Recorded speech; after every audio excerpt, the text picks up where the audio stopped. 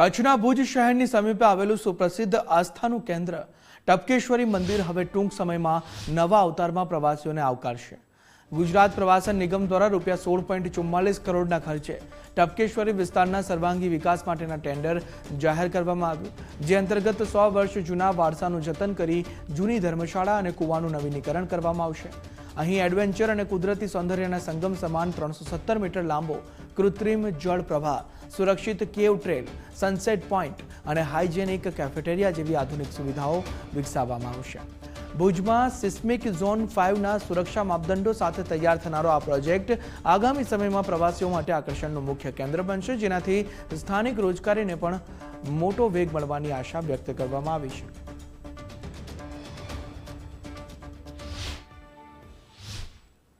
આપણે વાત કરી તો હરિપરની, તો ત્યાં ટપકેશ્વરી જે લોકોએ કચ્છના લોકો જ્યાં ટપકેશ્વરી ગયા હશે તો એને ખ્યાલ હશે કે ટપકેશ્વરીની આજુબાજુ એટલો બધો ડુંગરાળ વિસ્તાર છે અને એવા વિશાળ ડુંગરાળ વિસ્તારમાં જ્યારે આગામી સમયમાં રાજ્ય સરકાર દ્વારા ટપકેશ્વરીનું જે કંઈ એક નિર્માણ થઈ અને ટુરિઝમના વિકાસ કેન્દ્રનું ગાથું બનવા જઈ રહ્યું છે, ત્યારે એ ચોક્કસપણે એક અનેરું એમાં પીછું ઉમેરાશે અને લોકો જેમ બીજા સ્થળ ઉપર જાય છે એ રીતે કચ્છને એક હરિપર પણ એક ટુરિઝમનું કેન્દ્ર બનવામાં અને જે કંઈ સરકારનો ફાળો રહ્યો છે। અંદાજે રાજ્ય સરકારે ટપકેશ્વરી ધામને, જેમાં મા ચામુંડાનું સ્વરૂપ બિરાજમાન છે, એ ટપકેશ્વરી ધામને વિકસાવવા માટે માતબર રકમ એટલે કે 20 કરોડ રૂપિયા વિથ GST એમણે મંજૂર કરેલા હતા, જેમાંથી 16 કરોડ રૂપિયાનું પ્લાનિંગ પણ બની જવા પામ્યું છે અને જે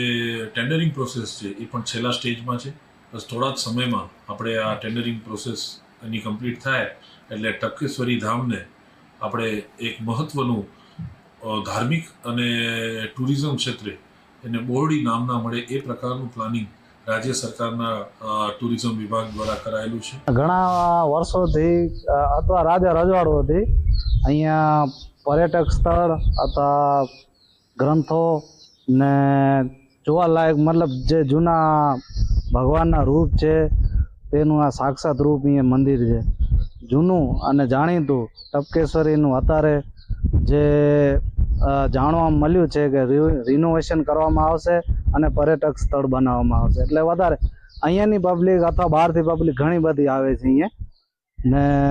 પોતાનો સમય જે છે સારો અહીંયા કાઢવામાં આવે છે।